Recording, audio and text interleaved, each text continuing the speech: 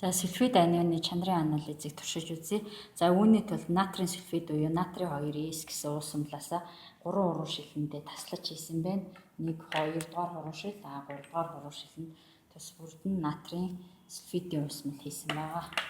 За энэхүү уусмал дээрээ хамгийн 1-р хуруу шилтэй уусмал дээрээ кадмийн нитратын уусмалаас тусааж үзье. За ингээд кадмийн сульфидийн шар тундас үүсгэж байна.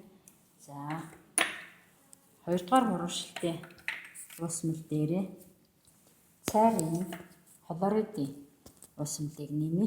Цайрын хлоридын уусмал маань өнгөхгүй байна. Мөн натрийн сульфидийн уусмал маань бас өнгөхгүй байна. За энэ үед цайрын сульфидийн цагаан өнгийн тундас үүснэ.